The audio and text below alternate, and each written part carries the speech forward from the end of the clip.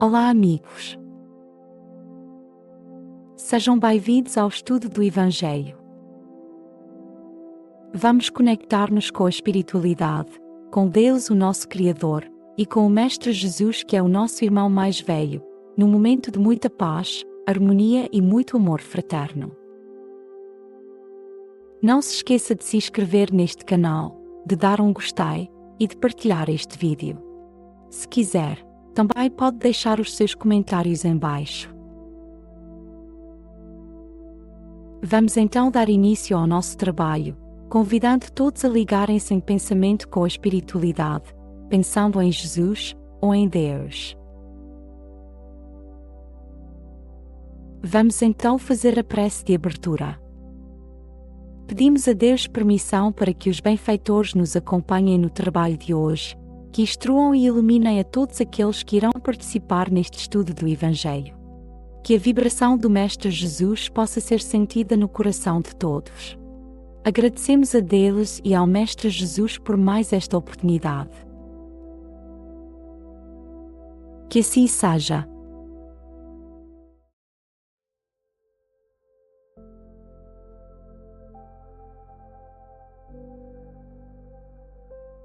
Vamos então fazer a leitura de um trecho do Evangelho segundo o Espiritismo.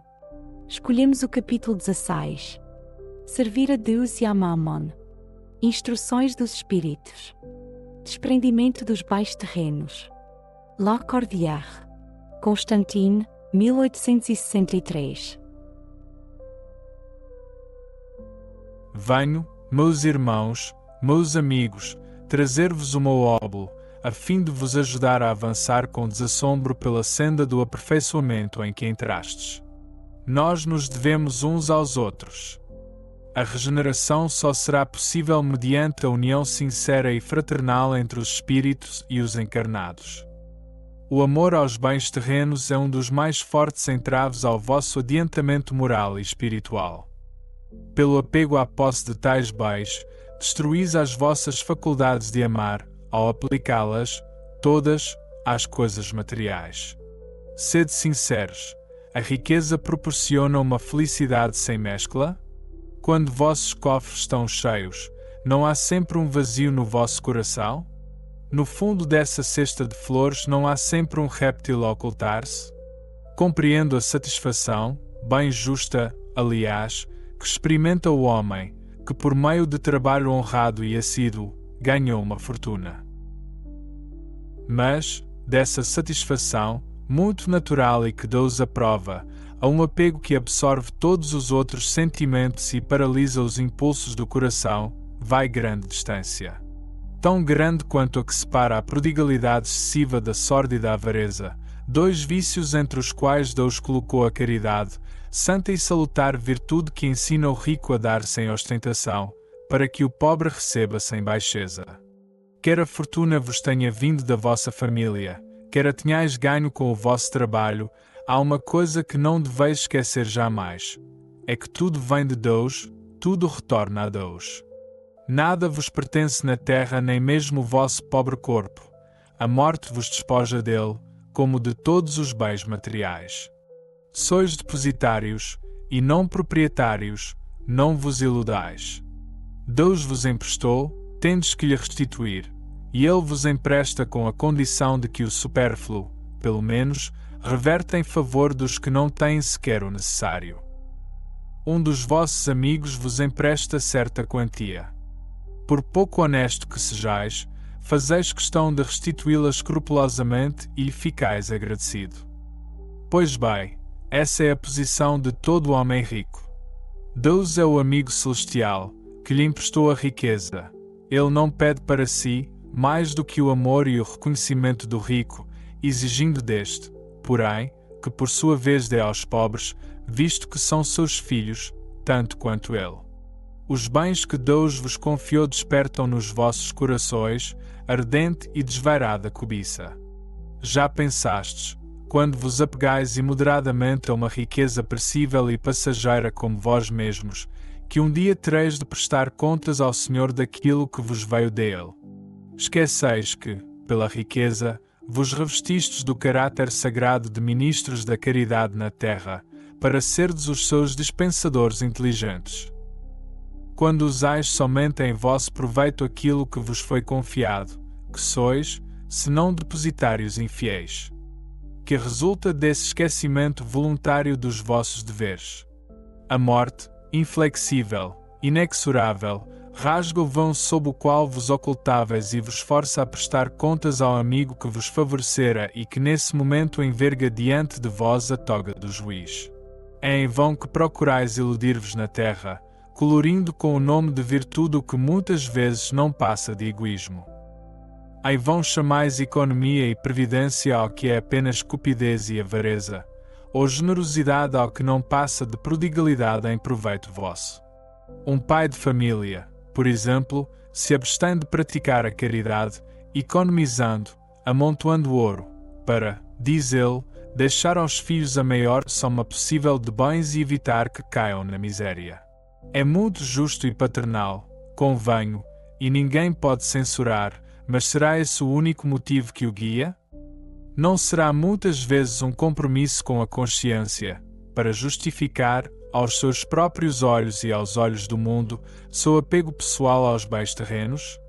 Contudo, mesmo admitindo que o amor paternal seja a única razão a que ele obedece, será isso motivo para que esqueça seus irmãos perante Deus? Desde que já tem o supérfluo, deixará os filhos na miséria, por lhes restar um pouco menos desse supérfluo. Não será dar a eles uma lição de egoísmo e endurecer-lhes os corações? Não será sufocar neles o amor ao próximo? Pais e mães, incidis em grande erro se credes que desse modo conquistais maior afeição dos vossos filhos. Ensinando-lhes a ser egoístas para com os outros, ensinai-lhes a sê-lo para convosco mesmos. É comum ouvir-se dizer, de um homem que trabalhou muito e acumulou bens com o suor do seu rosto, que, quando o dinheiro é ganho, melhor se reconhece o seu valor. Nada é mais verdadeiro. Pois bem, que esse homem pratique a caridade, dentro de suas possibilidades, já que declara conhecer todo o valor do dinheiro, e maior será o seu merecimento do que o daquele que, nascido na abundância, ignora as rudes fadigas do trabalho. Ao contrário, se esse homem, que se recorda das suas aflições, das suas labutas, for egoísta, duro para com os pobres, tornar-se-á bem mais culpado do que o outro, visto que, quanto melhor cada um conhece por si mesmo as dores ocultas da miséria, tanto maior será o seu dever de aliviá-las nos outros. E, felizmente, no homem que possui bens de fortuna há um sentimento tão forte quanto o apego aos mesmos bens, é o orgulho.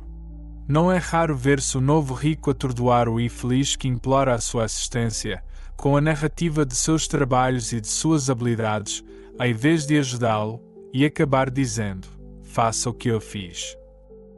Segundo está convencido, a bondade de Deus não entra por coisa alguma na obtenção da riqueza que amealhou, cabendo apenas a ele o mérito de a possuir. O orgulho lhe põe sobre os olhos uma venda e lhe tapa os ouvidos.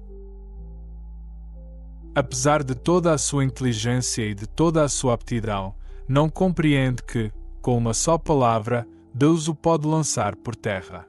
Esbanjar a riqueza não é demonstrar desprendimento dos bens terrenos, é descaso e indiferença.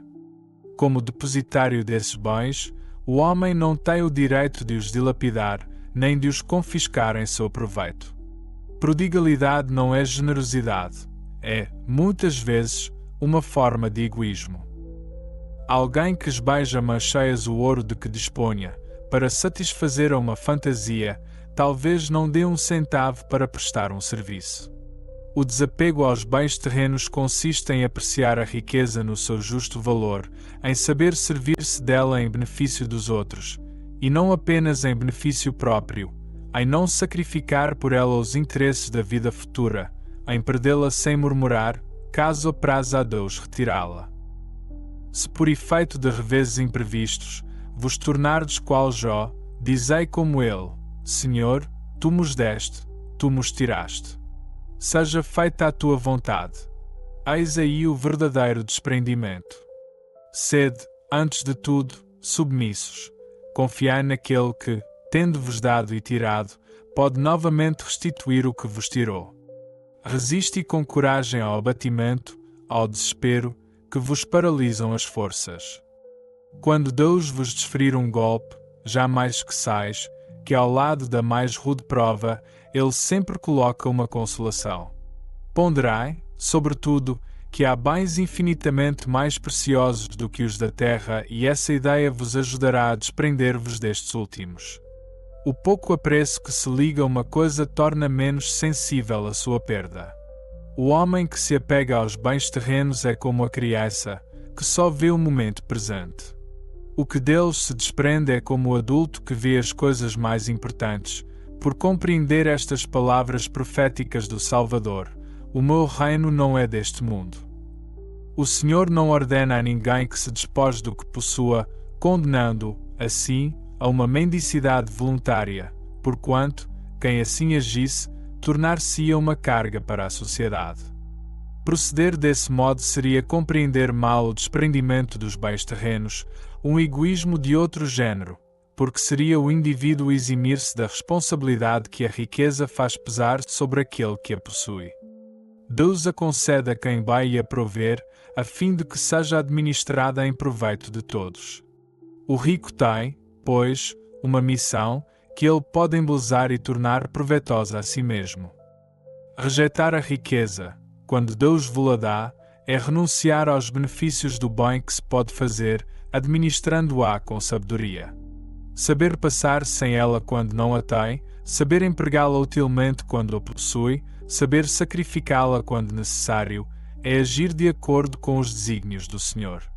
Diga, pois, aquele em cujas mãos venha a cair o que no mundo se chama uma boa fortuna: meu Deus, tu me destinaste um novo encargo, dá-me a força de desempenhá-lo segundo a tua santa vontade. Aí tendes, meus amigos, o que eu queria vos ensinar acerca do desprendimento dos bens terrenos. Resumirei o que expus, dizendo: sabei-vos contentar com pouco. Se sois pobres, não invejeis os ricos, porque a riqueza não é necessária à felicidade. Se sois ricos, não esqueçais que esses bens apenas vos estão confiados e que deveis justificar o emprego que lhes derdes, como se prestasseis contas de uma tutela. Não sejais depositário infiel, utilizando-os unicamente na satisfação do vosso orgulho e da vossa sensualidade. Não vos julgueis com o direito de dispor em vosso exclusivo proveito daquilo que não passa de um empréstimo, e não de uma doação. Se não sabeis restituir, não tendes o direito de pedir, e lembrai-vos de que aquele que dá aos pobres salda a dívida que contraiu com Deus.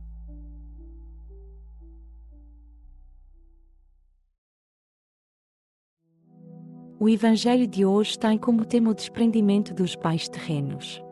Este é um tema muito importante, pois ainda existem muitas pessoas profundamente apegadas à matéria.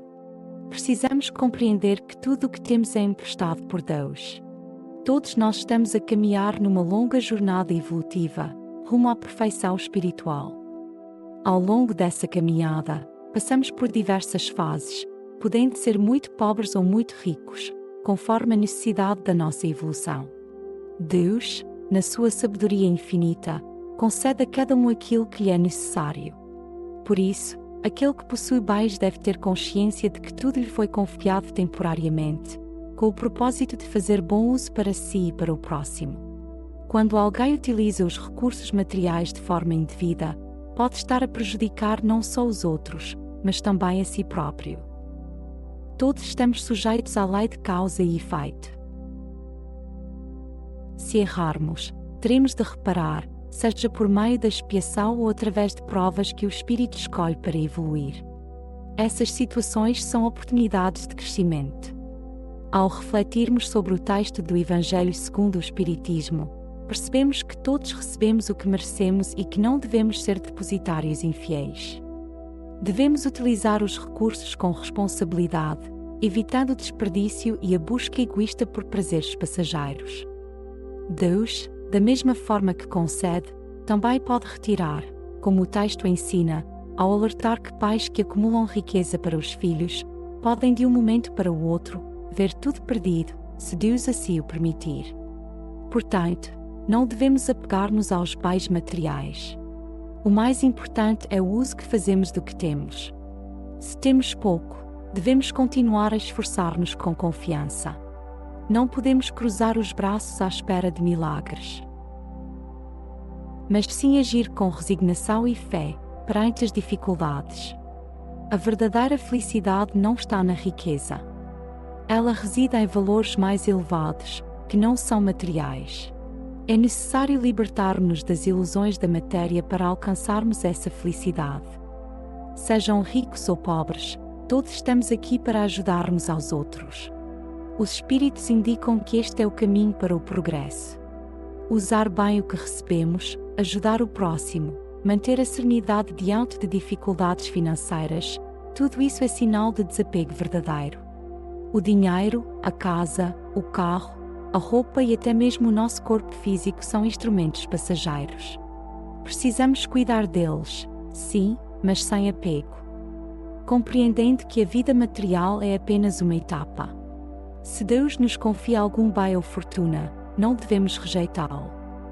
Cabe-nos administrá-lo com sabedoria, pois rejeitá-lo seria esquivar-se da oportunidade de fazer o bem. Devemos lembrar sempre que a vida verdadeira é espiritual. Estamos neste mundo de forma provisória. Logo mais, estaremos de regresso ao plano espiritual, o nosso verdadeiro lar. E em futuras reencarnações, regressaremos com novos corpos, em novas condições, talvez completamente diferentes. Por isso, não faz sentido prender-se ao que é transitório. O mais importante é avançar na nossa evolução espiritual. Concluindo, todos estamos aqui para crescer e ajudar os outros a crescerem também. Devemos combater o orgulho e a vaidade, sentimentos que prejudicam o próximo e a nós mesmos. Assim, evoluímos, individualmente e como humanidade. Este é o caminho que Jesus nos ensinou durante a sua passagem pela Terra, e que os Espíritos reafirmam através da doutrina espírita. Prece final. Finalizando o nosso trabalho de hoje, vamos agradecer a todos aqueles que participaram neste Evangelho, particularmente aos benfeitores espirituais, que nos assistiram e instruíram. Pedimos ajuda para colocar em prática os ensinamentos aqui aprendidos por todos, e que possamos sentir-nos fortificados, na prática do bem e do amor ao próximo, tal como Jesus nos ensinou. Pedimos também ajuda para os nossos irmãos sofredores, especialmente os que estão em grande sofrimento, e o perdão para eles, e por qualquer falha que possamos ter cometido com eles. Pedimos ajuda para afastar os maus pensamentos, e perseverança para não darmos abertura a nenhum espírito perturbador que queira nos induzir ao mal. Que Deus, o nosso Criador, o Mestre Jesus, e a espiritualidade superior possam nos guiar no caminho do bem, e nos envolvam no seu manto de muita luz e amor.